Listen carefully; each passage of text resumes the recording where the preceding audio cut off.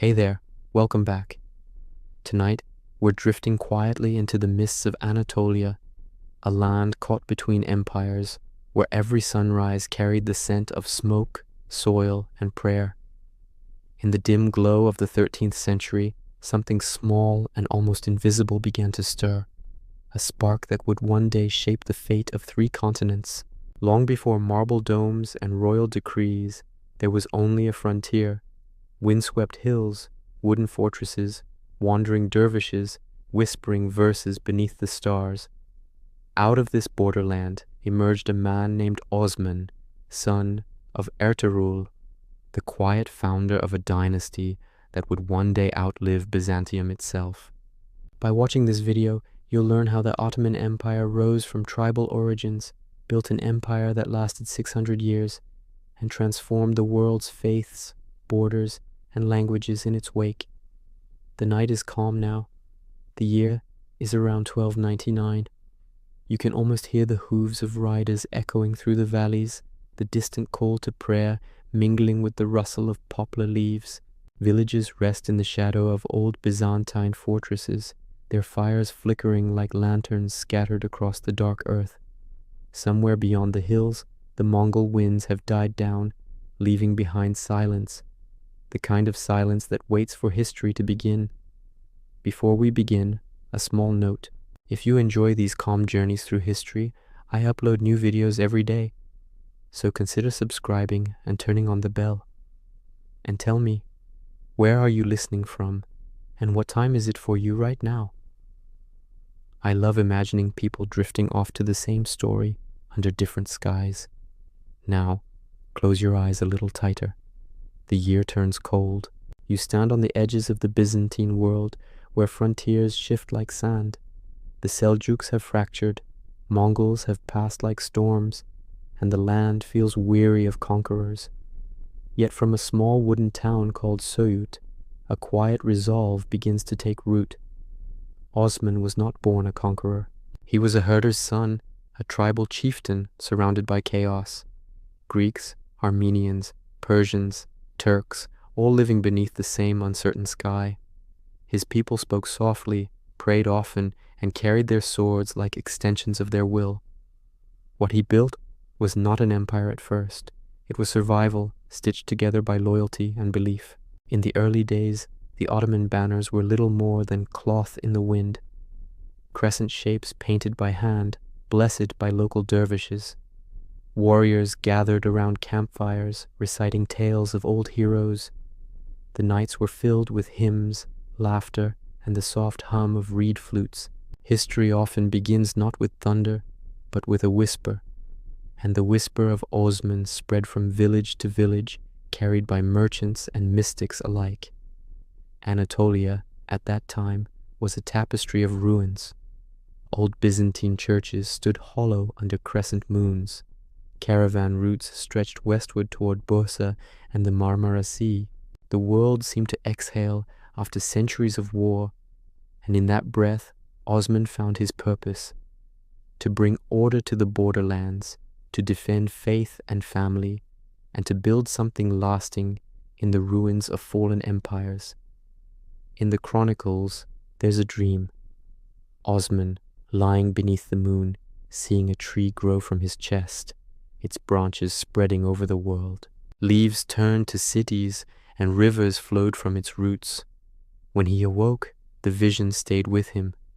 A divine sign, they said, that his descendants would rule across continents. Whether the dream was real or not hardly mattered. What mattered was that it gave his people something sacred to believe in. When the first Ottoman riders moved against their neighbors, it wasn't with the weight of conquest, but with the rhythm of necessity. They seized forts, guarded trade, and absorbed those who sought protection. Villages that once prayed to different gods began to share the same bread. By the time the Byzantine governors noticed, Osman's banner had already become a symbol of safety and strength, a name spoken with both fear and faith. The nights around Soyut were long and cold, and yet something grew there, a trust between chieftains, a code between warriors.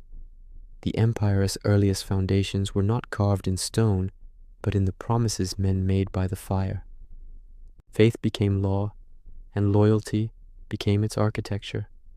Some say Osman's men rode with divine purpose, others that they were simply survivors in a world of ruins.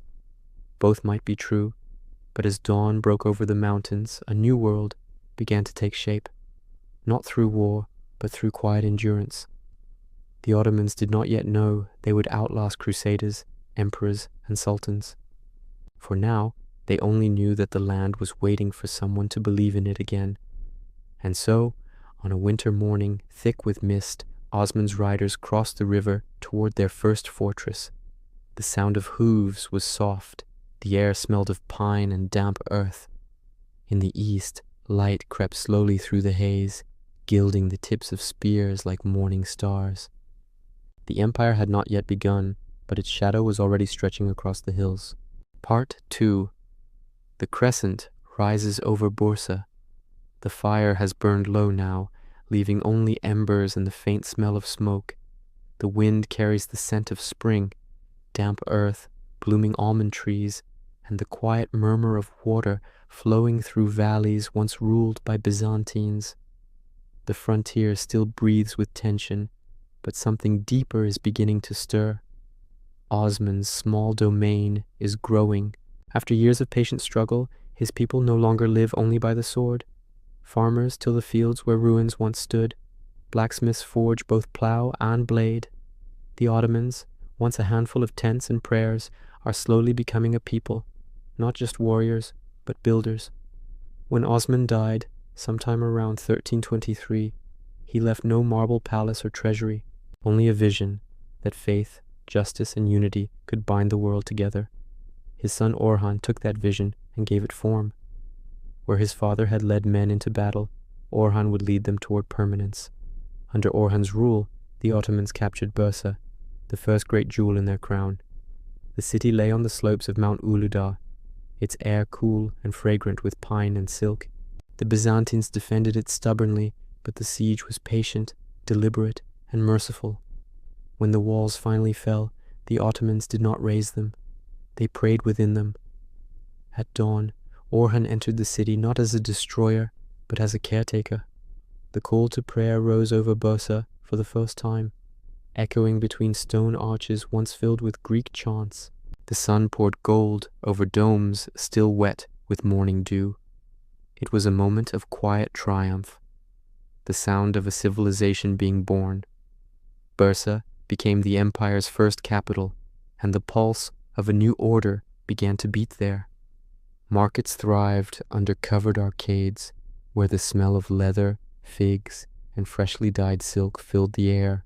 Caravan bells rang from Persia to the Aegean. Scholars and poets gathered under tiled roofs, their ink drying beside bowls of fruit and honey. The Ottomans were different from the empires they replaced. Their faith shaped their justice, but their justice shaped their faith. The Sultan was ruler, but he was also guardian, not just of land, but of harmony. Non-Muslims prayed freely, merchants were taxed lightly, and even enemies who surrendered were granted protection. It was a strange kind of empire, gentle in its early rhythm, built on patience rather than haste. Orhan's wife, Nilüfer Hatun, became a quiet symbol of this balance. She was Greek by birth, a Byzantine noblewoman who had chosen her husband's faith and life. In the palace gardens of Bursa, roses and olive trees grew side by side, a silent reflection of two worlds entwining, just as her own life had done. The years that followed were years of order. Orhan minted the first Ottoman coins, each bearing his name and the whisper of permanence. He founded mosques and madrasas, places where knowledge and devotion blended like ink and light. He established a standing army, the first of its kind, whose loyalty was not to tribe, but to the Sultan himself. From the ranks of his soldiers emerged something entirely new, the Janissaries. Born of the Devshirme system, these boys, taken from Christian families and raised within the empire's faith, became the disciplined heart of Ottoman power. Their steps would one day echo through palaces and across continents, but for now they were just another sign that Osman's dream had found its body. At night, Bursa glowed with lamplight. In the courtyards, fountains whispered beneath marble arches. The murmur of prayer blended with the rustle of wind in cypress trees. Somewhere within the palace, Orhan wrote to distant rulers in a script that was still unsure of itself. Part Arabic, part Greek, part the language of the steppes. To the west, the Byzantines still held Constantinople, wounded but alive. To the north, across the narrow straits, Europe watched this rising power with curiosity and unease. Yet the Ottomans did not rush. Their patience was their strength. While kings and crusaders clashed in the name of faith, the Sultan built bridges, roads, and markets. The empire's heart was learning how to beat steadily. There was peace, but beneath peace always lies movement. The border warriors, the Ghazis, still rode beyond the horizon, testing the limits of the realm. Each fortress taken, each treaty signed, stretched the banner a little further westward. The world did not yet fear the Ottomans, but it had begun to notice them. And in the quiet chambers of Bursa, Orhan prayed not for victory, but for endurance. He knew that empires rise not from conquest alone, but from the way their people remember. Let our justice be our strength, he is said to have told his son Murad. Let our mercy be our crown. Outside, the muezzin's voice lifted over the city walls. The sound was tender, like the wind through a vineyard. Bursa slept in peace, and somewhere in the distance, the first thunder of hooves crossed into Europe. A new chapter was beginning, one that would carry the crescent beyond the sea toward lands that had never heard its name. Part 3. The Gates of the World. The wind from Bursa carries westward now, across rolling plains and quiet waters. It brings the scent of olive groves, horse sweat, and new ambition. The Ottomans have grown from a border principality into something far greater, not yet an empire, but an awakening. In their hearts lies a quiet certainty. That destiny flows toward the setting sun. Murad, son of Orhan, was a man of endurance. He ruled not from marble halls, but from the field, beneath tents lined with silk and parchment maps. Under his command, the Ottoman banner crossed into Europe. The year was 1354, and the Sea of Marmara lay calm beneath a pale moon. After an earthquake weakened the Byzantine stronghold of Gallipoli, the Ottomans moved swiftly, seizing the fort that guarded the passage between two continents. Europe barely noticed. A small fortress, a handful of soldiers, what threat could that pose? But the Ottomans were patient, as they had always been. They built walls where others saw rubble, planted gardens where others saw graves.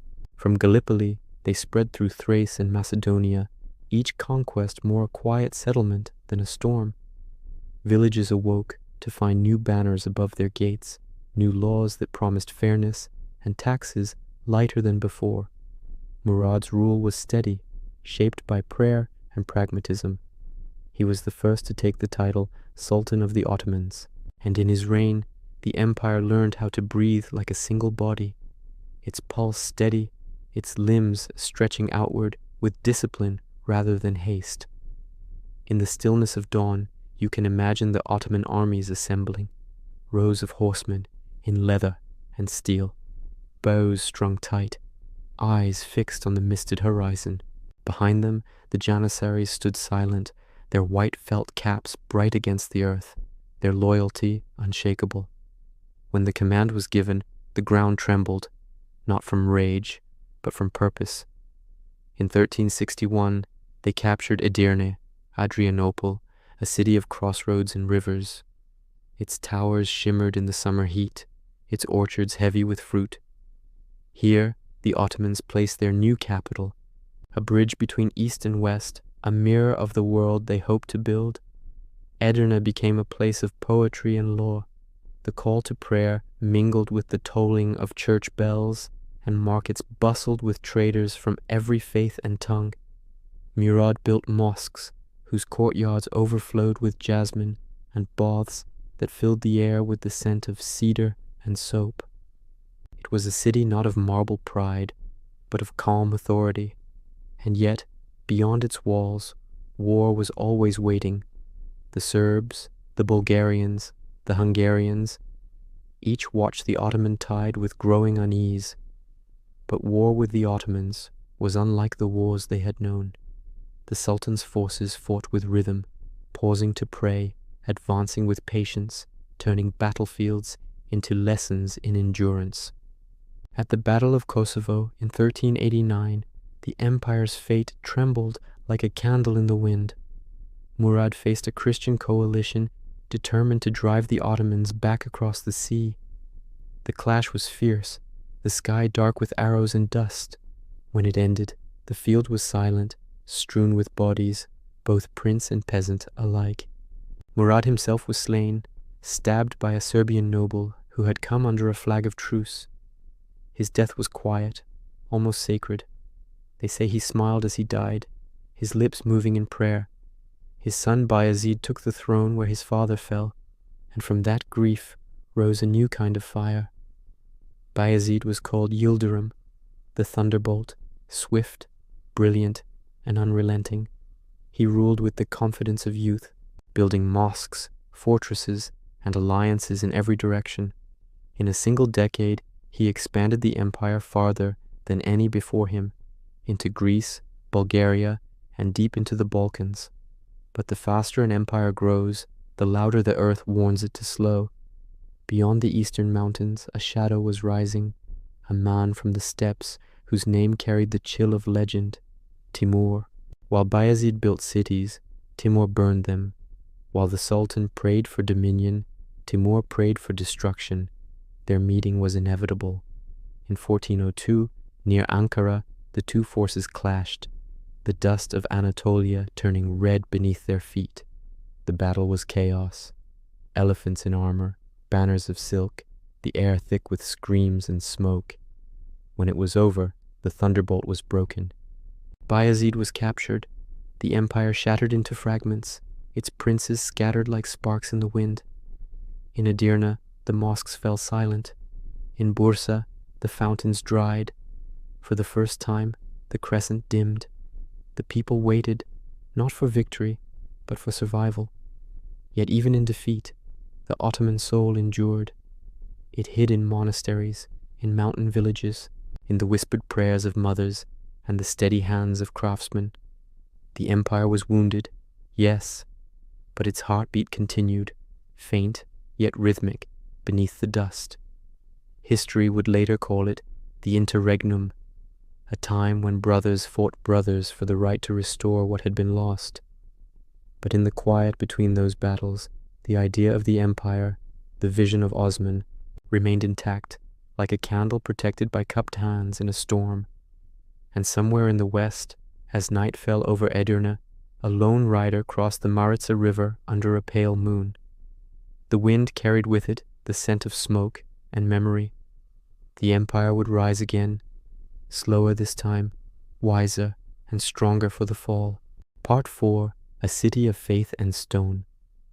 The smoke of the past still lingers over Anatolia, where the empire, once fractured and uncertain, begins to breathe again. In the stillness after Timur's storm, a new dawn rises, faint but unwavering. From the ruins of pride, a young prince looks toward the horizon and sees not despair, but destiny. His name is Mehmet. He inherits a world of ashes, small cities, restless borders, weary hearts. And yet within that quiet, he dreams of one act that will bind everything together. The capture of the ancient city the world still calls Constantinople. Generations of warriors had reached its walls and failed. The Theodosian walls, vast, layered, eternal, stood like the bones of time itself. Even in strength, the Ottomans could not take it. But Mehmet was different. He did not see the city as untouchable. He saw it as promised. The year is 1453. The sea at dawn lies silver and calm, ships gathered like shadows upon the Bosphorus. Across the water comes the hum of preparation, blacksmiths forging chains, gunners polishing bronze, muezzins whispering blessings before battle. At the center of it all stands the young sultan, barely 21, his eyes dark and unshaken. He has studied maps, philosophers, and poets. He speaks Arabic, Latin, and Turkish with equal grace. To his men, he is both scholar and soldier, a mind sharpened by silence.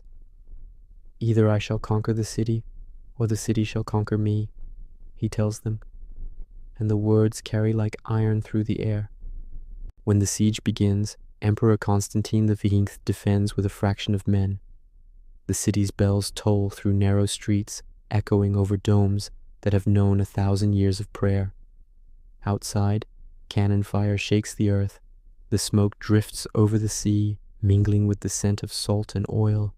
Nights pass beneath a moon that seems to hover between two ages. Campfires flicker. Prayers rise in many tongues, Arabic, Persian, Greek, as if the world itself holds its breath. When the great bronze cannon roars, its sound rolls across land and water alike, announcing the end of one world and the beginning of another. The walls crack, yet endure. Weeks pass, rain falls, washing the dust of war into the soil. Then, on a quiet May morning, Mehmet orders his ships to be dragged overland, from the Bosphorus into the Golden Horn, across greased timbers beneath the stunned eyes of a city that thought the sea its shield. At dawn, sails glint where none should be. Even the wind seems to bow. The final assault comes on May 29th. The drums thunder, the air quivers with chants, the scent of sweat and iron thick in the dawn. As the Janissaries breach the walls, Mehmet rides forward, not in rage, but with solemn purpose. By midday, the banner of the crescent rises over Hagia Sophia, glowing softly through the broken clouds. Inside the basilica, silence reigns. Candles tremble in the draught. Mehmet removes his sandals and steps barefoot onto the marble floor. He gazes up at the dome, its mosaics still catching the dying light of Byzantium, and speaks softly, "There is no God but God. Muhammad is his messenger." No vengeance follows, only awe. The city becomes Constantiniye, later Istanbul, the city of Islam. Mehmet orders Hagia Sophia preserved, its beauty turned toward new prayer. Christians may remain, their churches will stand. Scholars from every land are invited to rebuild what conquest had ended. For the first time in 1,000 years, the meeting point of continents belongs to one vision. The capital moves from Edirne to this ancient jewel, and the empire enters its golden age. Istanbul becomes a living tapestry. Caravans from Persia bringing silk and ink, ships from Venice carrying glass and gold, architects sketching domes that seem to float upon light. The call to prayer rolls across the Bosphorus like silver waves, mingling with faint bells from old churches, fading but never gone. Mehmet rebuilds the city patiently. He opens schools, invites artisans, fills the bazaars with color and language. He dreams not merely of rule, but of resurrection, a world united by art, faith, and knowledge. In the evenings, he walks his courtyards beneath cooling fountains, sometimes pausing to watch the stars, wondering what emperors before him had thought beneath the same sky. He knows that empires are mortal, yet beauty, he believes, can make them eternal. As night settles over the Bosphorus, domes shimmer like lanterns upon the dark water. The last walls of Rome have fallen, and in their place a new dream begins to rise, a city of faith and stone, born of conquest, shaped by mercy, and destined to endure. Part 5. Under the Dome of Suleiman. The sea mist has lifted from the Bosphorus. Morning light pours over domes and towers, glinting off marble courtyards and gilded spires. Istanbul breathes now, no longer the city of conquest, but the heart of an empire so vast that its shadows stretch from the deserts of Arabia to the forests of Hungary. It is the 16th century, and the empire stands in perfect balance. Markets hum with traders from every corner of the known world. The air smells of roasted coffee, amber, and rain on hot stone.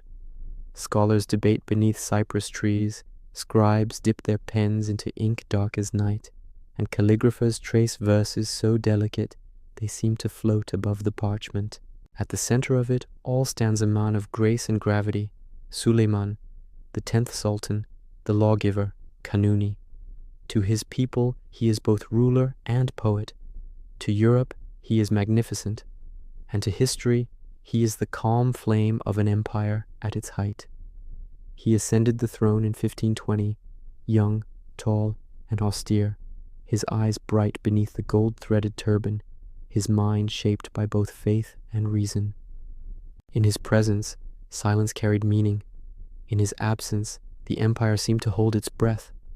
Under Suleiman, the world expanded quietly, yet inexorably. His armies crossed rivers that mirrored the sky, their standards glinting in dawn light. Belgrade, Rhodes, Buda. Each city fell not to fury, but to discipline.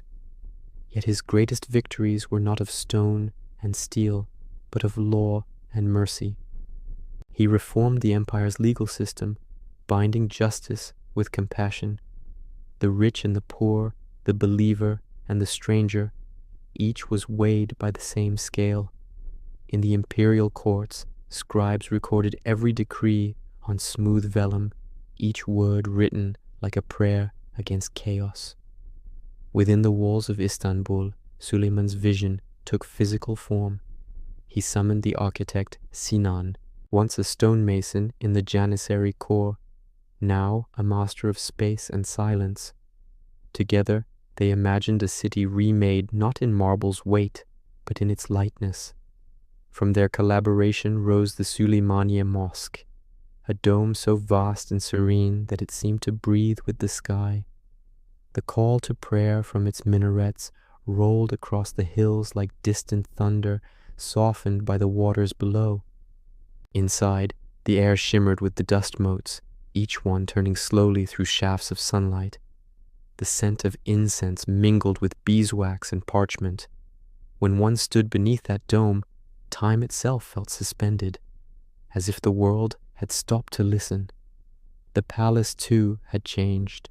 Within Topkapı's courtyards, tiled halls opened onto gardens of tulips and fountains. Eunuchs moved silently through the shadows, their robes whispering against mosaic floors. The harem, hidden from the public eye, was a world of power and patience. There, women educated in art, language, and diplomacy wove subtle threads that shaped the empire's course as surely as any army.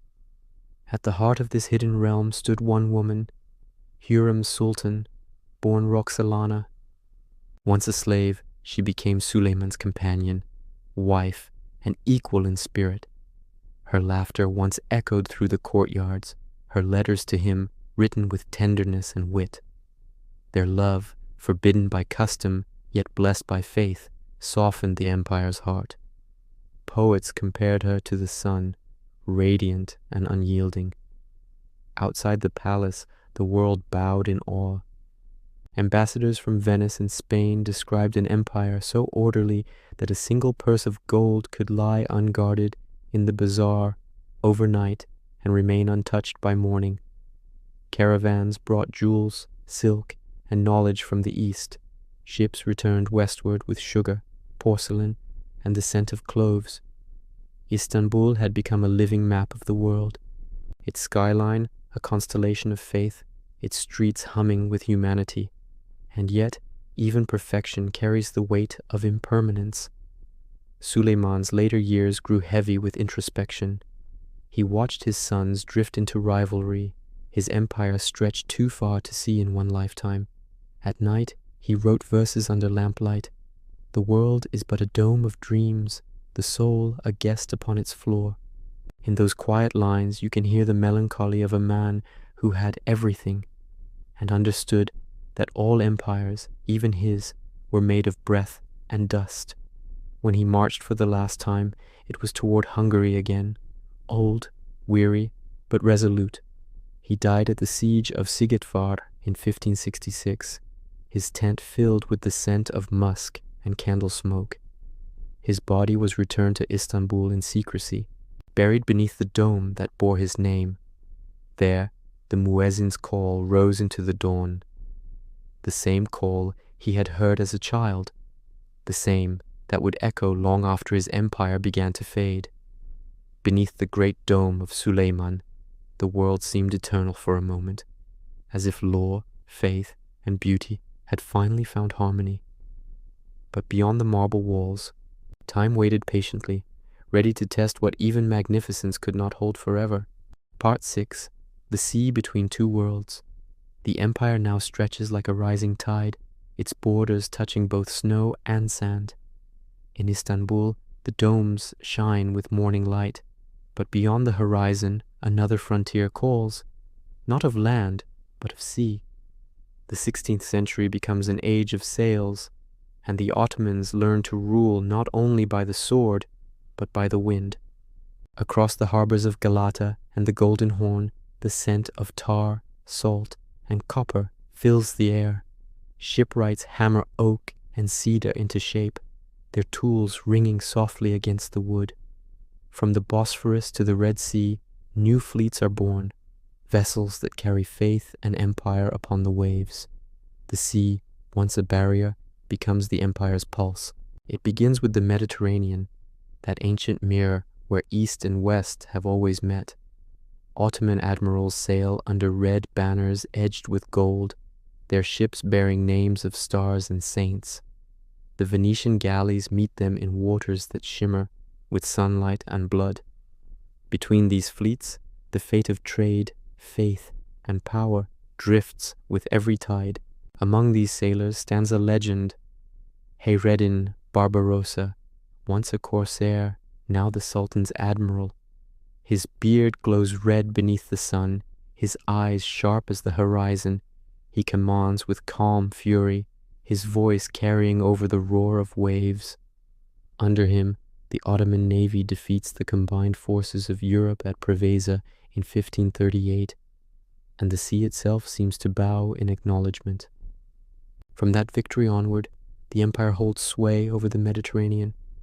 The coasts of North Africa, Algiers, Tunis, Tripoli, become Ottoman provinces, bound not by conquest alone, but by trade and shared prayer.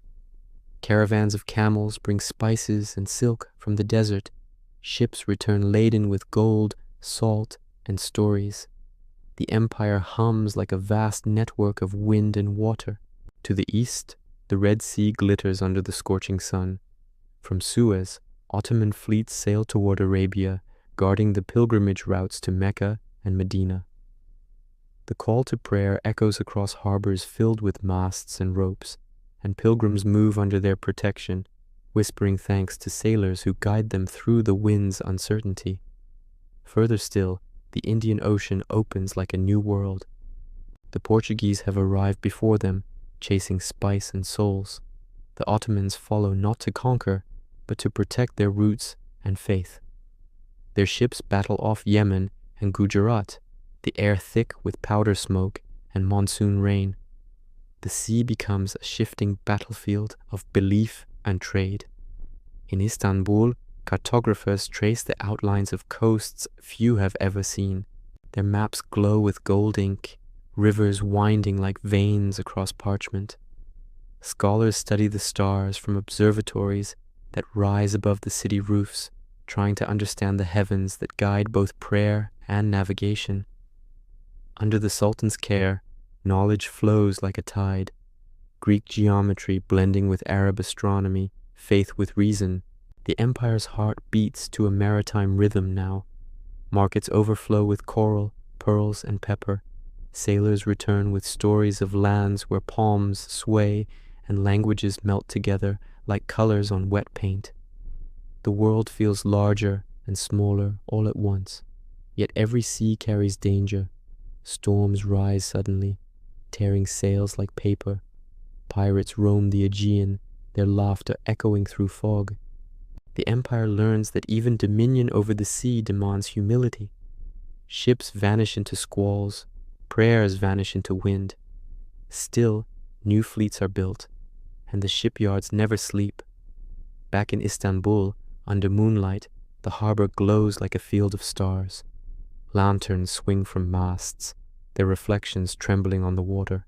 You can almost hear the lull of the tide against the docks, the whisper of ropes, the murmur of sailors dreaming of distant shores. Somewhere in the palace above, the Sultan listens too, the seas breathing, a reminder that power is never still. For the Ottomans, the sea becomes both promise and warning, vast, beautiful, and faithless. It connects empires, yet devours them without remorse. Still, the ships keep sailing, each voyage a prayer cast upon the waves. And as dawn returns, the Bosphorus glows pale blue, the sound of gulls mingling with the morning call to prayer. The empire stands between two worlds, one of earth, one of water, its destiny written in both the dust of the desert and the salt of the sea. Part 7. Echoes in the desert wind, the sea fades behind, and the air turns dry, a different kind of vastness waiting to be understood. Beyond the borders of fertile Anatolia and the soft blue waters of the Mediterranean lies a world of sand and silence, where faith is both the breath and the heartbeat of life. The Ottoman banners move southward now, their edges catching the desert light. The 16th century drifts onward, and the empire stretches into the Arabian Peninsula, a land ancient long before the sultans were born. Here, the dunes rise and fall like frozen waves, and each gust of wind feels older than time itself. In the shimmering distance lie the holy cities, Mecca and Medina, the heart of Islam, where the Prophet once walked. It is under Sultan Selim I, the grim, Yavuz Sultan Selim, that this new horizon is reached. He is stern, quiet, and relentless, his mind shaped by both devotion and resolve. After securing a victory against the Mamluks of Egypt in 1517, he rides into Cairo beneath a sky the color of ash and gold. The Nile flows beside him, calm and endless, like history itself acknowledging his arrival. In Cairo's mosques, scholars and imams gather to offer him the relics of the Prophet, his cloak, his sword, his banner, symbols not of conquest, but of guardianship. With that moment, the Ottoman sultans become caliphs, stewards of the faith for the Muslim world. It is less a crown than a burden, one carried not with pride, but with prayer. When Selim reaches the Hijaz, he does not enter Mecca as a conqueror. He dismounts before the city gates, removes his shoes, and walks barefoot across the sand. The wind lifts his robe as he lowers his head in reverence. Inside the sacred precinct, silence reigns, the kind that humbles even kings. In that moment, the empire's purpose shifts. It is no longer merely the ruler of lands, but the protector of faith's most sacred heart. From that time forward, Ottoman caravans carry the sureh, gifts of gold and grain, from Istanbul to Mecca each year. The journey takes months, crossing mountains, rivers, and open desert. Guards ride beside the pilgrims, their spears glinting beneath a merciless sun. At night, they camp under skies so wide and clear that the stars seem close enough to touch. The desert becomes a cathedral of silence, and the wind itself recites verses older than empires. Along the route, wells and fortresses are built, resting places for the weary and sanctuaries for the devout. In Damascus, caravans gather before setting out, the city's air thick with incense and the murmur of blessings. The sound of hooves upon the stones fades as they move southward, leaving behind the hum of civilization for the whisper of sand. The empire breathes through these journeys, a rhythm of devotion that binds Anatolia to Arabia, Istanbul to Mecca, the mortal to the divine. In the holy cities, the Ottomans repair mosques, pave streets, and ensure that pilgrims are safe. The Haramain, the two sanctuaries, are maintained with care that blends love and duty. Calligraphers from Istanbul carve marble inscriptions. Architects bring blue tiles that shimmer like the morning sky. Every gesture feels deliberate, every act a prayer given shape. Selim's reign is short but transformative.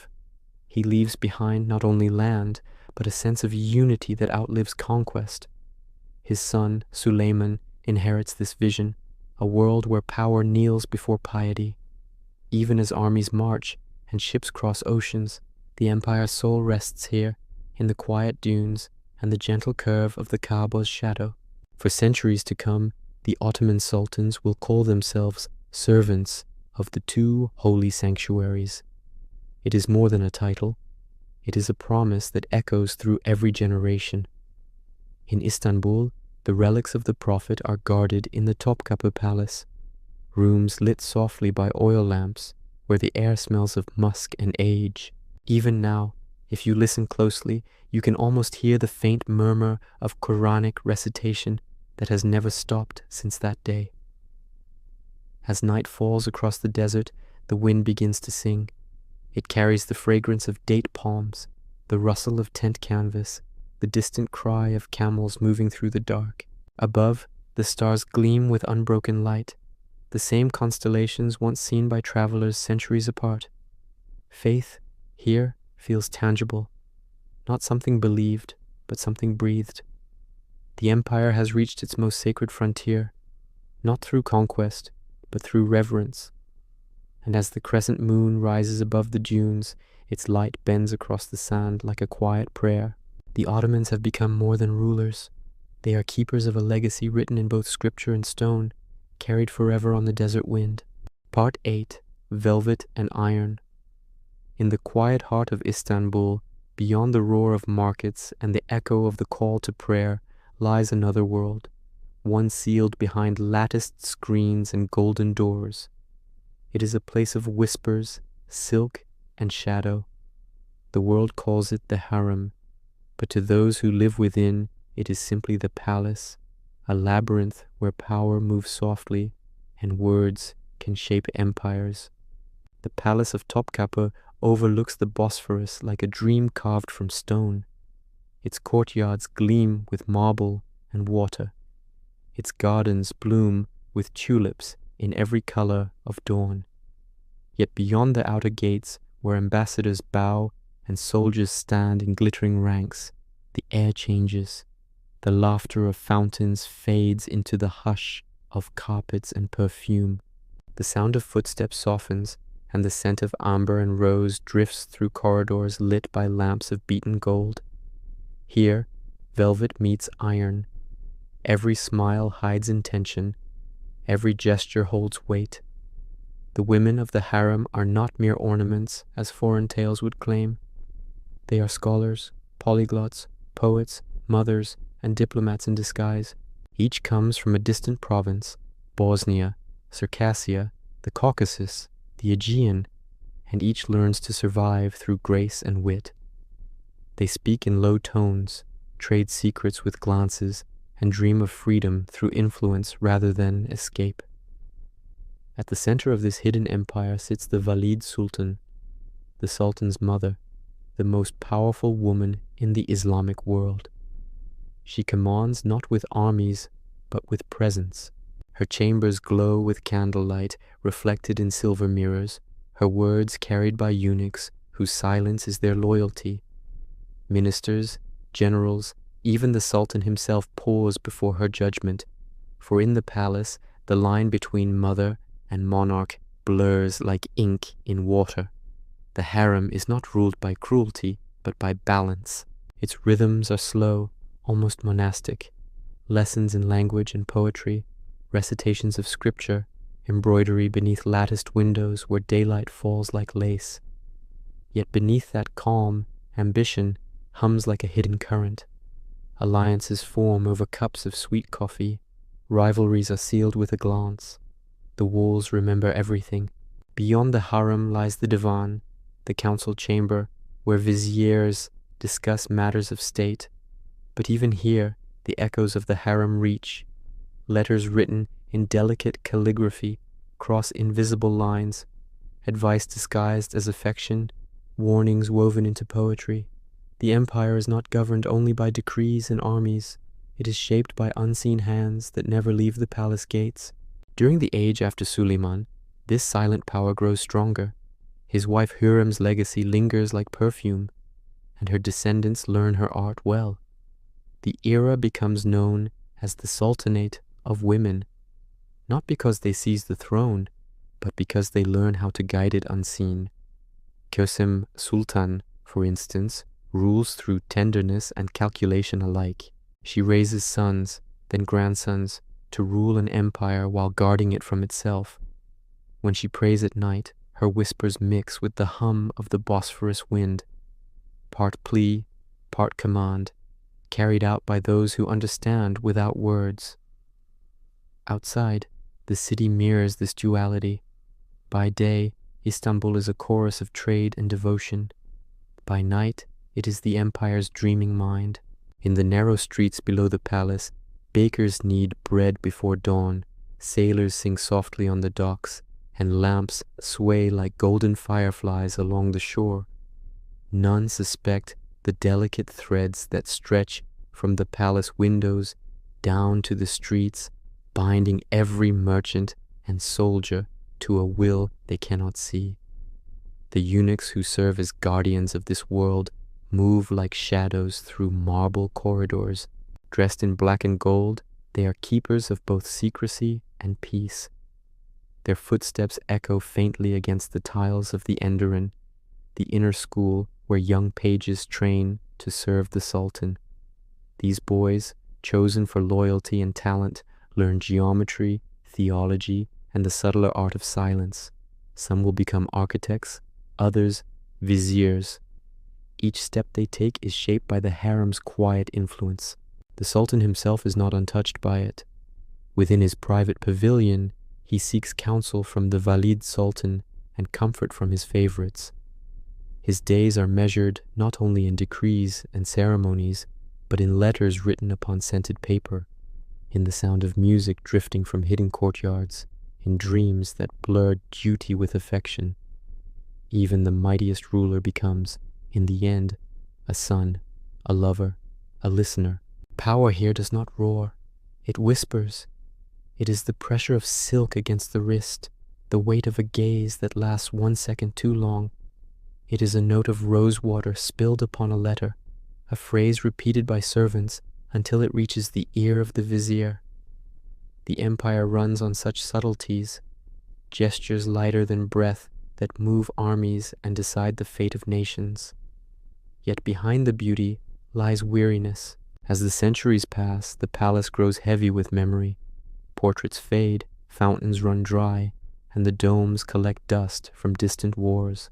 Some sultans retreat inward, losing themselves in poetry and prayer, while beyond the walls, the world changes faster than any decree can follow. Still, within the harem, the rhythm continues, the teaching, the waiting, the endless weaving of loyalty and love. At dusk, the sky over Istanbul turns the color of copper. The Bosphorus glows like liquid fire. In the palace, lamps are lit one by one, their reflections trembling on polished tiles. Music drifts from distant rooms, the low hum of the ney flute, the slow heartbeat of a drum. Somewhere, a young concubine recites a poem she has written in secret, her voice barely above a whisper. It is a poem not of longing, but of endurance. For even here, behind the golden screens, life is not captivity. It is a different kind of sovereignty. The women of the harem shape memory itself. When they die, their tombs lie beside the sultans they served, their names carved in marble softened by centuries of rain. The empire will one day falter, but their influence will outlast its armies.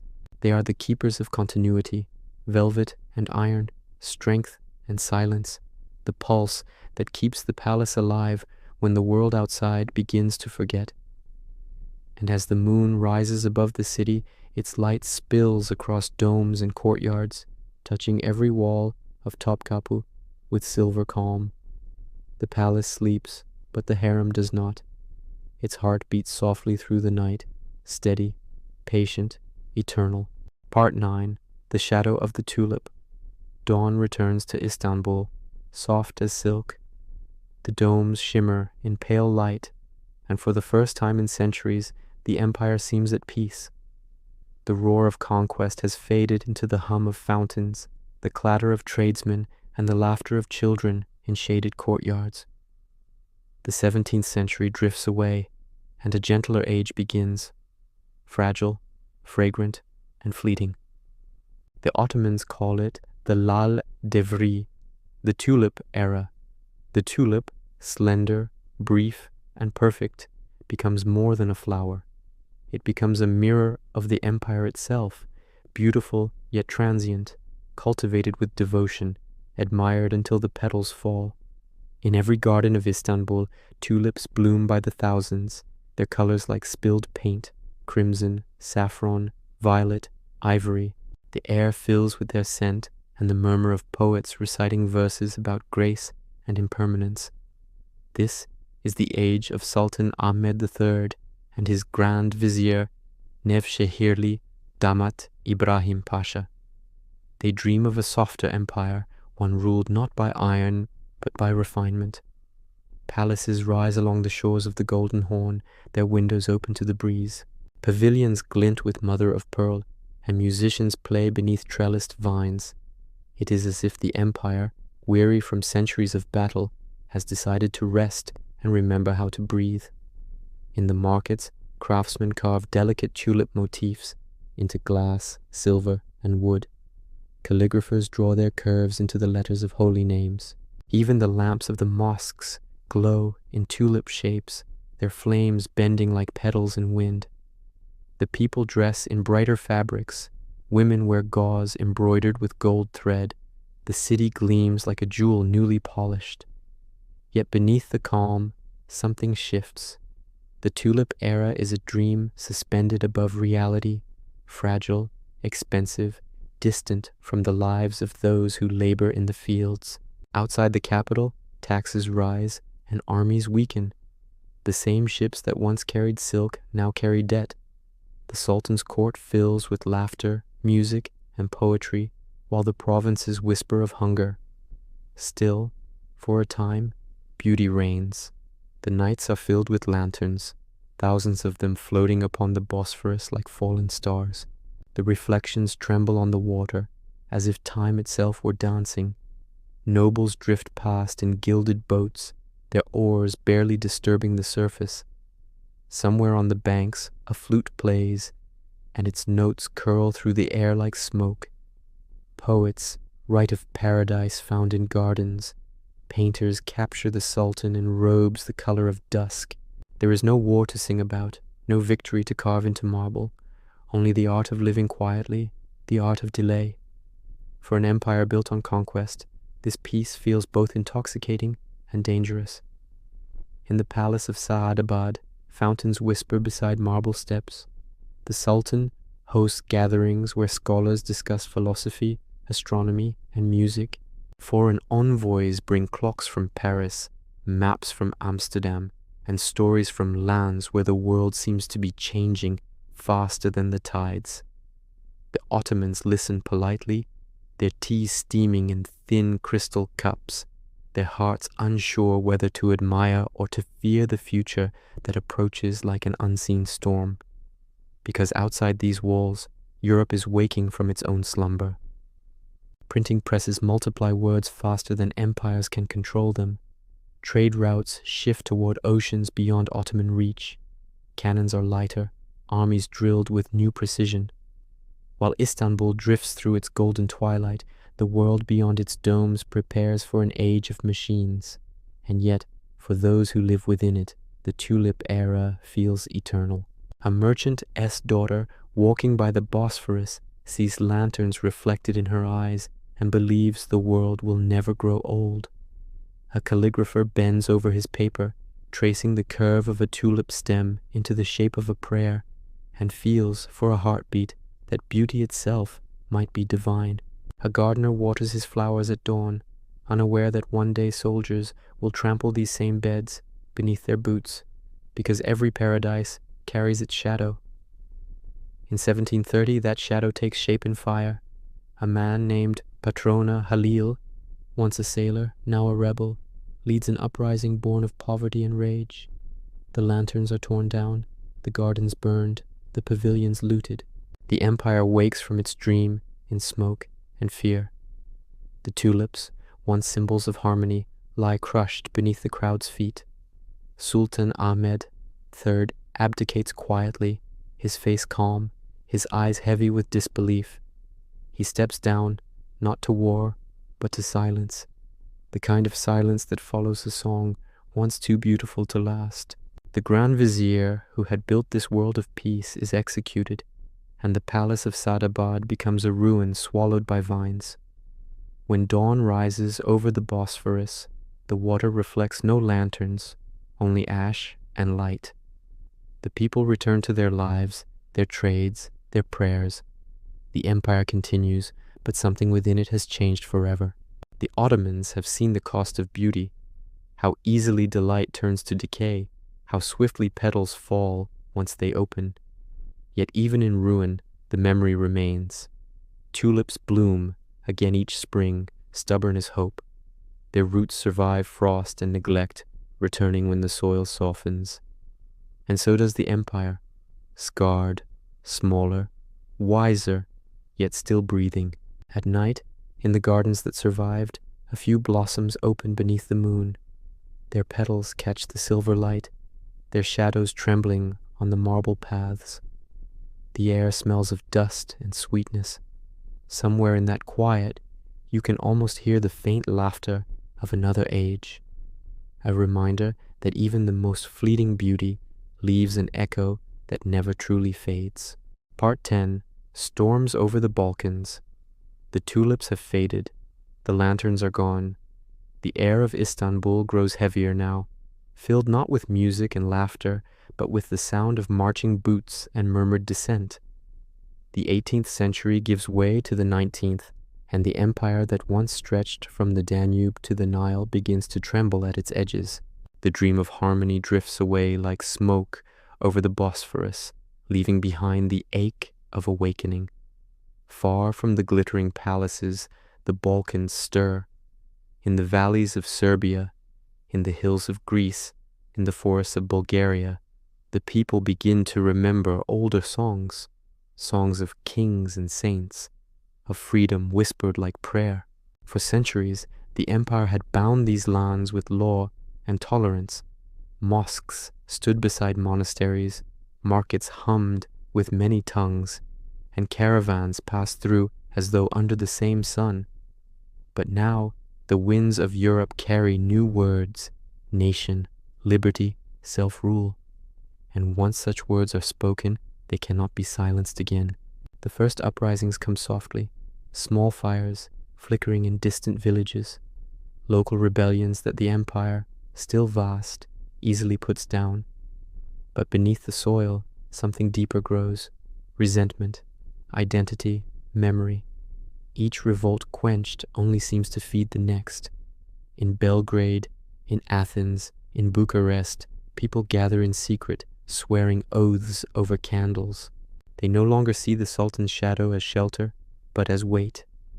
Meanwhile, in Istanbul, the rulers watch uneasily. The palace walls seem closer than before. The air inside the divan carries the scent of ink and anxiety. The empire's viziers know that the world is changing, that the empires of Europe are growing rich on industry and iron, while their own fleet ages in its harbor. To survive, they must reform, but reform itself is dangerous. Change promises renewal, but awakens fear in those who profit from stillness. The first signs of fracture come with war. Russia presses southward, seeking warm waters and influence over Orthodox Christians in Ottoman lands. Austria, too, looks to the Balkans with quiet hunger. The Ottomans fight back bravely, but bleed with each campaign. Villages burn, fortresses crumble, and soldiers return with stories of defeat carved into their faces. The once golden empire begins to taste rust, and yet, amid the loss, there are moments of light. In the capital, intellectuals gather in coffee houses, their tables scattered with maps and manuscripts. They speak of reform, of new schools, printing presses, and railways. They imagine an empire reborn not through conquest, but through knowledge. But outside those candlelit rooms, the drums of nationalism grow louder. The Greeks rise first, led by priests and poets, and their revolution burns through the Aegean like wildfire. After years of blood and famine, Greece becomes the first piece of the empire to break away. The others watch, and the idea spreads like rain over dry earth. For the Ottomans, each loss feels both distant and personal.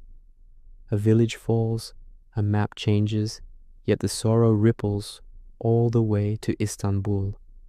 The mosques remain, but their prayers grow quieter. Merchants still trade in the bazaars, but their eyes flick toward the horizon more often now. The empire is still alive, strong, vast, but something in its soul has begun to shift. Even nature seems to mirror the mood. The winters grow colder, the harvest more uncertain. The call to prayer echoes through fog that never quite lifts. In the Balkan hills, Ottoman garrisons stand watch over roads that were once safe, but now hum with rebellion. The empire that had ruled through patience and tolerance finds itself forced into cruelty just to endure, and every act of suppression plants another seed of defiance. In the midst of this tension stands a figure of melancholy wisdom, Sultan Mahmud II. He knows that survival demands transformation. He abolishes the Janissaries, those once loyal soldiers now corrupted by privilege and defiance. The streets of Istanbul run red during the auspicious incident of 1826, when their rebellion is crushed beneath cannon fire. For the first time in centuries, the old order shatters completely, and from its ashes, a new, uncertain modernity begins to rise. But the ghosts remain. The Balkans, no longer content to be provinces of empire, become symbols of both rebellion and loss. Each war fought there drains more than blood. It drains faith. The empire feels its heart pulled in two directions, toward the old world of tradition and the new world of nations. Neither will release it gently. At night, the streets of Istanbul glow with oil lamps, their light trembling on puddles left by evening rain. Ships move through the Bosphorus like silent shadows, carrying news of yet another uprising. Somewhere in the palace, a scribe dips his pen into ink and writes the words, "For now, still ours." He pauses, knowing that, by the time the report reaches the Sultan, the truth may have already changed. The storms over the Balkans do not cease. They come and go like seasons, each leaving behind ruins, treaties, and graves. And though the empire still stands, its edges are frayed, its center weary. For centuries, it ruled through faith and endurance. Now, for the first time, it must learn to rule through uncertainty. The night deepens over Istanbul. In the barracks by the Golden Horn, soldiers polish rifles under flickering light. In the hills beyond the Danube, rebels whisper their prayers to the same God as their enemies. And in that shared prayer lies the tragedy of the age, that faith, once the empire's bond, has become the boundary between its pieces. Part 11. The Tanzimat, Awakening. The storms of the Balkans leave the empire bruised, but not broken. The 19th century dawns like a hesitant sunrise, pale, cautious, and full of questions. The Ottomans, weary of war, turn inward. They begin to ask not how to conquer the world, but how to save themselves from it. What begins then is not a battle, but an awakening. They call it Tanzimat, reorganization, a word that carries the scent of ink, the weight of signatures, and the fragile promise of rebirth. It begins in 1839, when Sultan Abdülmecid stands before his ministers and foreign envoys in the Gulhane gardens of Istanbul. The leaves rustle above his head, the air thick with the smell of roses and damp stone. As the muezzin's call fades, he reads the Hat-i Sharif of Gulhan, a decree that promises equality before the law, protection of property, and the sanctity of life for all his subjects, Muslim and non-Muslim alike. It is a moment unlike any in Ottoman memory. The empire, ancient and proud, declaring its intent to change. The courtiers listen in silence, their faces calm, their thoughts racing. To some, this is salvation, a bridge between East and West, faith and reason. To others, it is heresy, the empire bowing to Europe's gaze. But to most, it is simply necessary. The world has changed too much to ignore. Factories rise in England, telegraphs hum across continents, railways bind empires of smoke and steel. If the Ottomans are to survive, they too must learn to move with the rhythm of the modern age. The changes come slowly, unevenly, but they come. Schools open in cities once ruled by superstition. Young men study law, mathematics, and science beneath high windows where light pools over wooden desks. In the streets, uniforms replace turbans. In the courts, new codes replace ancient ones. Printing presses clatter through the night, their pages filled with poems, decrees, and debate. For the first time, words travel faster than armies. In Istanbul, new boulevards cut through old neighborhoods, and gas lamps line the avenues where horses once walked through mud. Embassies rise in the district of Pera, their flags fluttering above cafes that serve coffee and conversation in French.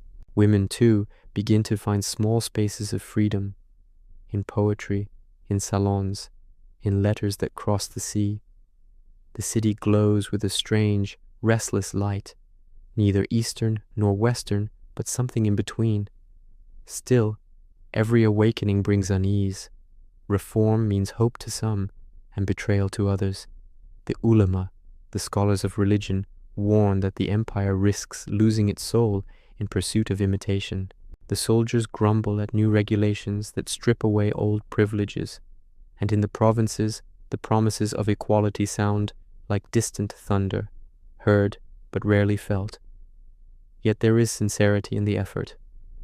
The statesmen of this age, men like Mustafa Rashid Pasha, Ali Pasha, Fuad Pasha, believe that law can mend the empire's fractures. They are diplomats and visionaries, moving between palaces and parliaments, their pens as powerful as swords once were. They negotiate with kings, write constitutions, and dream of a time when the empire's many peoples might live under a single, just order. Their optimism is fragile, but it burns brightly against the dimming horizon. In the coffee houses of Galata, students read newspapers aloud to small crowds. They argue about liberty, progress, and the strange new concept of citizenship.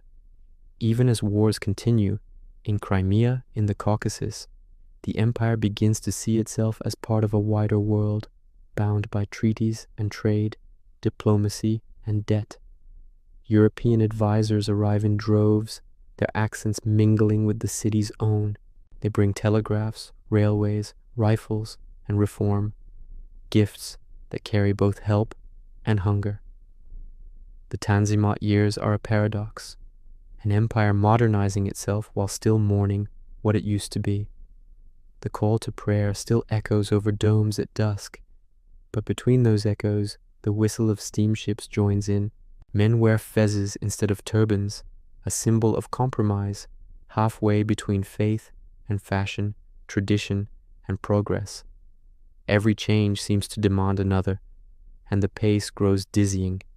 By the time Sultan Abdulaziz takes the throne, Istanbul glows at night with oil lamps and sorrow. The empire has new schools, new armies, new laws, yet the same old fatigue, debt mounts, borrowed from European banks that lend with one hand and bind with the other. The people feel modernity's weight more than its reward. Still, the idea of reform endures, stubborn as the tulip that blooms again after frost.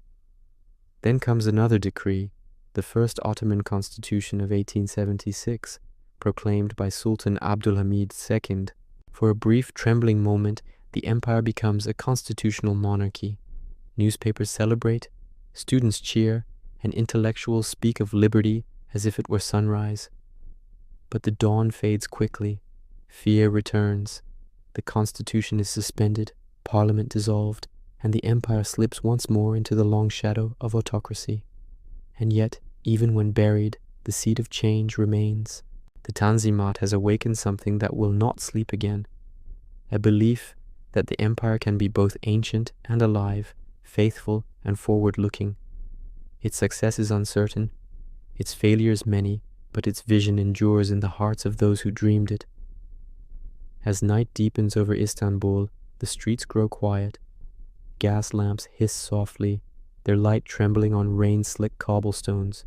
A scribe in the Ministry of Education closes his ledger, his hand aching from writing reforms he may never see realized. Still, he smiles faintly, because he knows that even hope, when written, has a way of surviving history. The empire breathes on, changed, wounded, but awake. Part 12. The Sick Man of Europe. The century turns, and the empire grows tired. The wind, that once carried its banners across continents, now moves through its palaces like a sigh. The world around it hums with engines, wires, and factories, but the Ottoman heart beats slower, still wrapped in ritual and memory. Europe calls it the sick man, a cruel phrase whispered in royal courts, half pity, half prophecy. Yet in Istanbul, life continues, steady as the tide. Sultan Abdulhamid II sits upon the throne, stern and watchful.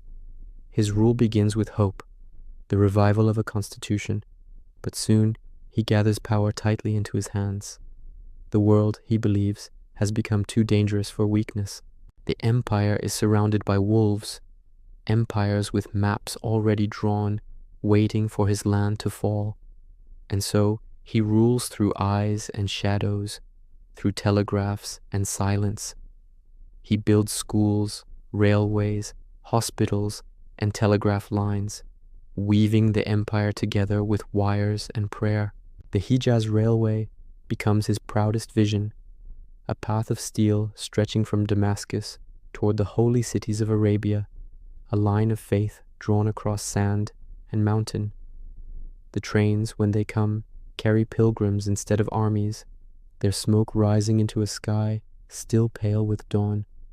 For a moment, it seems the empire might still hold the future in its grasp. But progress, like wind, cannot be contained. In the narrow streets of Istanbul, young men gather in secret, students, officers, and dreamers who speak of freedom, of equality, of a constitution reborn. They are the young Turks, children of the Tanzimat spirit, grown restless under a ruler who trusts only in control. They print leaflets on smuggled presses, their words thin as paper, yet heavier than iron. Each sentence is a spark. Each spark finds kindling. Beyond the capital, provinces stir again. Armenians in the east demand justice, long delayed. Arabs in the south seek a voice of their own. The Balkans, already half lost, simmer with nationalism and rebellion. In every direction, the empire's seams strain under the weight of change. To preserve unity, Abdulhamid watches, listens, and fears. His spies fill the coffee houses. His censors cut words from newspapers like surgeons removing infection. Yet even silence, when stretched too far, begins to crack. Still, there is grandeur in decay. Istanbul remains a city of impossible beauty. The domes still gleam at sunset. The call to prayer still rises over the Bosphorus like music through smoke. Foreign visitors marvel at its contrasts. Veiled women passing gaslit shop windows, horse-drawn carriages rolling past telegraph poles. It is a world half ancient, half modern, each step echoing both progress and loss. Inside the palace, the Sultan prays each dawn. He is both tyrant and guardian, feared and loved, blamed and remembered. He dreams of unity, of an empire where faith binds what politics cannot. He reads the Quran daily, his voice low, his eyes tired. But even faith cannot steady a structure built on exhaustion. Every year, the empire grows older, its bones creaking under the weight of centuries. In Europe, the great powers circle closer. The British dig deeper into Egypt. The Russians look south toward warm seas. The Austrians reach into Bosnia and Herzegovina. Diplomats meet in Vienna, London, and Berlin, carving the Ottoman lands into possibilities. Each treaty signed feels like a candle snuffed out. Another province lost to time. The maps of the empire shrink, folding inward like old parchment. And yet, even in its weakness, the Ottoman world refuses to vanish. Its people, Turks, Arabs, Greeks, Armenians, Kurds, Jews, still trade, pray, and sing together. In the bazaars, spices still fill the air. In the mosques, the carpets still glow under lamplight. There is a kind of dignity and endurance, a quiet pride in the act of continuing. The empire becomes not just a power, but a memory that refuses to end. In 1908, the Young Turks rise at last. Their revolution spreads like a whisper through the barracks and the schools. When the soldiers march through the streets shouting "Freedom," the city answers with tears and disbelief. Abdul Hamid is forced to restore the constitution he had once buried. For a heartbeat, it feels like resurrection, the old empire reborn in the language of modernity. But hope again proves fragile. Within 2 years, the dream begins to fray, torn by ambition and fear.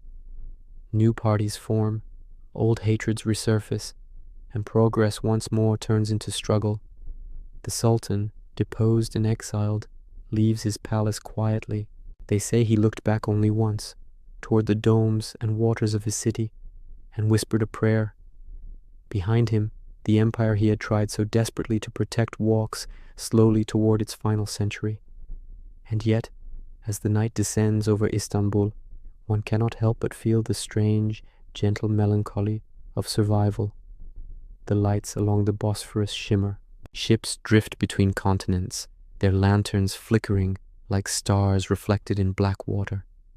The empire still breathes, frail but luminous, a ghost of its former glory, yes, but also a teacher to those who will inherit its ruins. They call it the sick man of Europe. But even the sick can dream, and in that dream, the Ottoman world still stands, not as conqueror, not as ruler, but as memory, breathing softly through the last pages of history. Part 13. The Fires of the Great War. The world has grown louder. Engines thunder where caravans once moved in silence, and the soft rhythm of empires has been replaced by the roar of nations. It is the year 1914, and smoke already clouds the skies of Europe.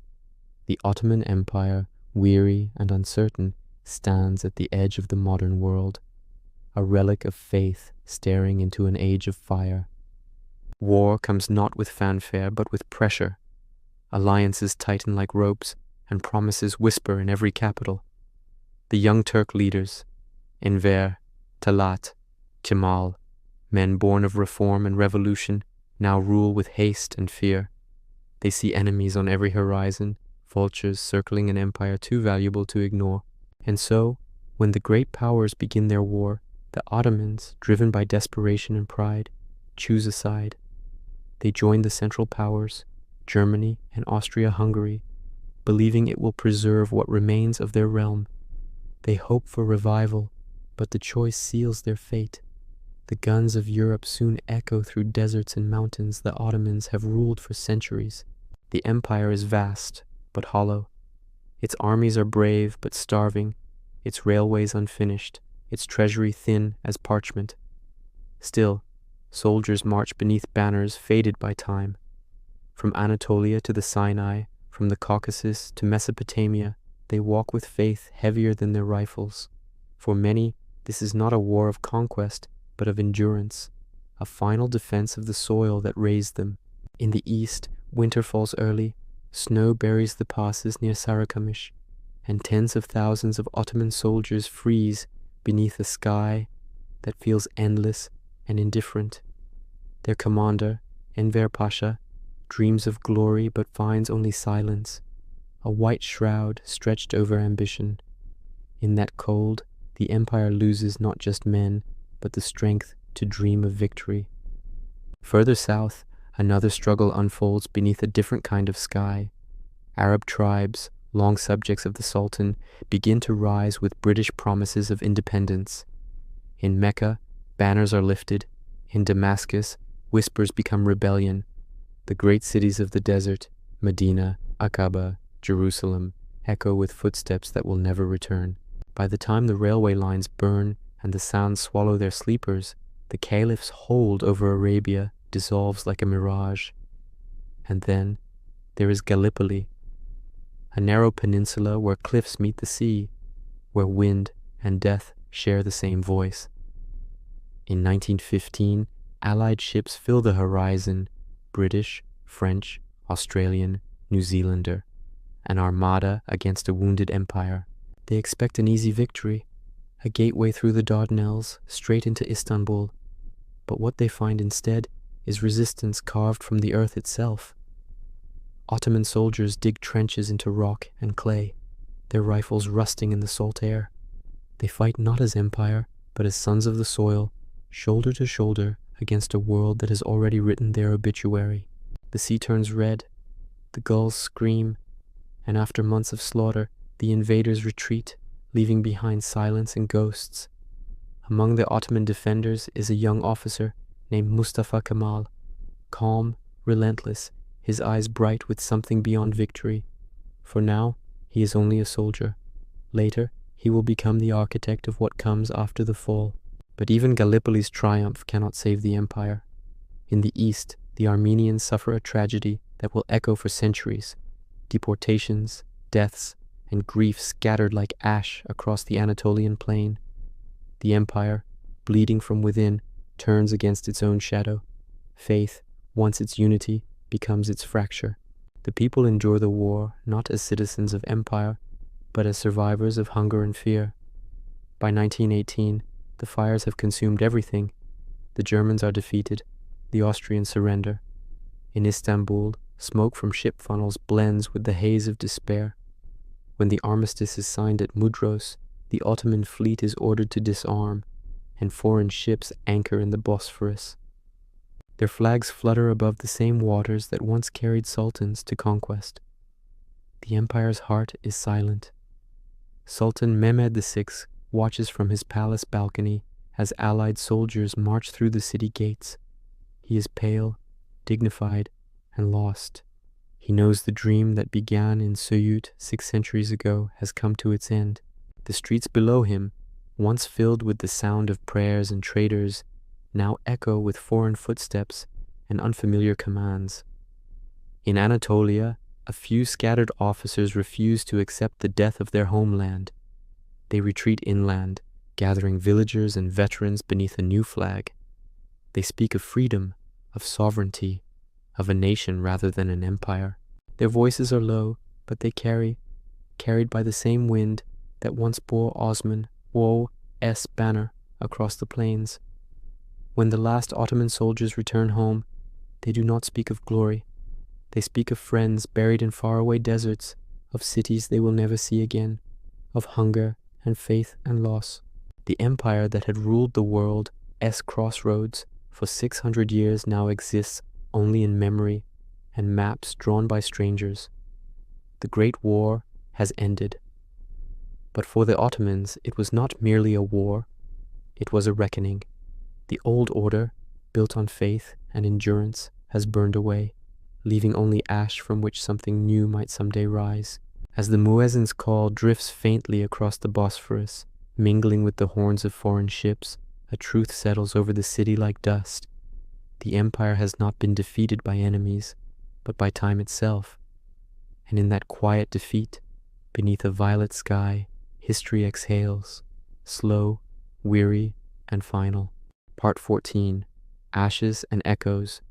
The guns have fallen silent, but the world they left behind no longer knows peace. Istanbul stands beneath a pale sky, wrapped in fog and foreign flags. British, French, and Italian ships lie anchored in the Bosphorus, their grey hulls like tombstones upon the water. The streets are lined with soldiers who do not speak the language of the city they now patrol. The empire has not merely lost a war, it has lost its shape, its center, its breath. In the palaces, chandeliers burn dimly over empty halls. The great rooms smell of dust and candle smoke, the faint ghosts of power lingering in the air. Sultan Mehmed VI moves through them like a man already gone, his footsteps echoing in corridors once alive with voices. He signs papers that carry no weight, issues decrees that no one obeys. Even the call to prayer from Hagia Sophia sounds subdued, as if the city itself is whispering instead of singing. Across the straits, Anatolia waits, quiet, wounded, and stubborn. Villages smolder from years of war. Fields lie untended, scattered with rusted helmets. Yet amid the ruins, something stirs. In the heartland, far from the occupied capital, a movement begins to form, not of empire, but of survival. In 1919, a train leaves Istanbul carrying a man who will change everything. His name is Mustafa Kemal. He is weary, but his resolve burns cold and clear.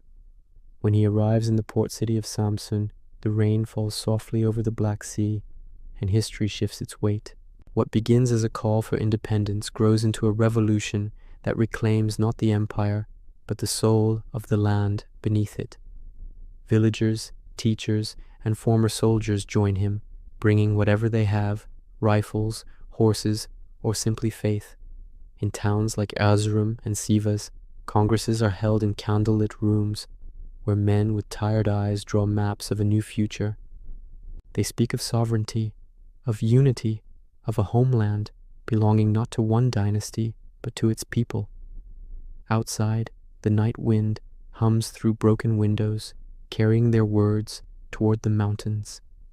Back in Istanbul, the allies grow uneasy. The Sultan signs treaties that carve the empire into fragments. The Treaty of Sèvres, signed in 1920, dividing Anatolia among victors like spoils of a feast. But the paper means little beyond the ink. The people refuse to obey. From the valleys of Anatolia to the streets of Smyrna, resistance spreads like fire in dry grass. The years that follow are filled with quiet ferocity. Battles are fought on plains once known only to shepherds. Towns change hands, burn, and rebuild. Each victory is small, each loss heavy, but the will to endure never falters.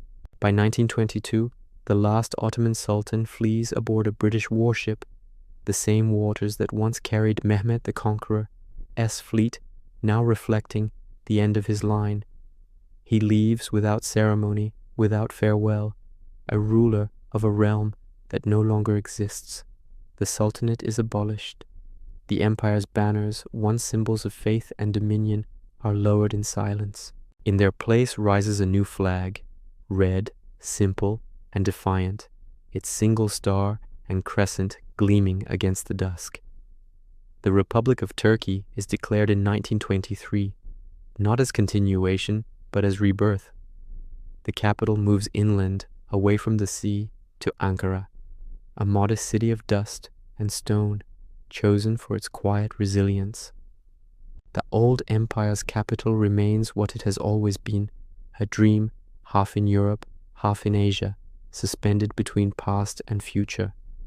For those who lived through it, the transformation feels both miraculous and cruel. Families that once served sultans now open shops or teach in schools. Mosques and ministries share the same skyline. The call to prayer still echoes, but so does the sound of factory whistles and printing presses. The empire's centuries of grandeur dissolve into a single, sharp truth. Nothing lasts, but everything leaves a trace. In the Topkapi Palace, the prophet's relics remain guarded by soft light and soft voices. The rooms once filled with courtiers now echo with footsteps of visitors, pilgrims of memory. In Hagia Sophia, prayers turn once more toward heaven, in a different language, under a different flag, but toward the same sky. And though the empire is gone, its presence lingers everywhere. In the blue tiles of mosques, in the arches of bridges, in the recipes, the proverbs, the very rhythm of daily life. From Sarajevo to Damascus, from Cairo to Skopje, traces of Ottoman time still cling to stone and soul. Its languages mix in songs. Its architecture still catches the sun. Empires die, but their echoes continue, woven into the lives of those who come after. As night deepens over the Bosphorus, the city lights shimmer on the water. Ferries move slowly between continents, their lanterns flickering like old memories. From the hills of Uskudar, one can still see the minarets piercing the sky, their silhouettes unchanged. The wind carries the scent of salt and history, the empire that once ruled the world. Crossroads has become a whisper carried on that wind, not power, but remembrance. A civilization of faith and beauty reduced to silence, and yet still alive in the breath of those who remember it. It ends not with a roar, but with a sigh. The Ottomans have become history, but history, as always, endures. Part 15. A memory that still breathes. The empire is gone, yet the night over Istanbul still feels the same. The wind moves gently through the narrow streets, carrying the scent of sea salt and roasted chestnuts. The Bosphorus gleams under the moon, its surface rippling with reflections of passing ferries. The world has changed, but this city, the heart that beat for 600 years, still remembers how to dream. In the quiet hours before dawn, the domes and minarets appear like mountains rising from mist. From every side, the call to prayer drifts through the air, ancient words sung in a modern age. It is not the empire's voice, but its echo, still alive in sound and rhythm. Each note reminds the listener that time moves forward, yet never fully leaves what it once loved behind. The empire has become a memory shared by many and owned by none. For the Turks, it is heritage. For the Arabs, the shadow of rule. For the Balkans, both grief and nostalgia. Its history rests in archives and legends, in the taste of coffee, in the curve of a window arch, in the patience of a craftsman's hand. The Ottomans built not only mosques and cities, but habits of the soul, ways of walking, eating, greeting, believing. Even where its borders have faded, its manners endure like fingerprints upon glass. In the courtyards of Istanbul, the stones themselves seem to hum with old songs. The fountains trickle softly beside tombs where sultans and scholars sleep. Pigeons gather in the same squares where viziers once rode, their wings catching the first gold of morning. Tourists walk the same paths, unaware that beneath their feet lies a palimpsest of centuries, layers of empire written and rewritten, never fully erased. When the wind blows eastward, it carries the murmur of languages once spoken here. Ottoman Turkish, Greek, Arabic, Persian, Armenian, all of them still exist somewhere, in prayers, in lullabies, in stories told to children at night. If you listen closely, the city still speaks in all of them at once, like a chorus of ghosts who have learned to harmonize. The modern republic that rose from these ashes is young, confident, and restless, yet its roots reach deep into the Ottoman soil. Its alphabet may have changed, its laws rewritten, but the pulse beneath it, that rhythm of endurance, remains the same. Empires fall, but the art of survival is eternal.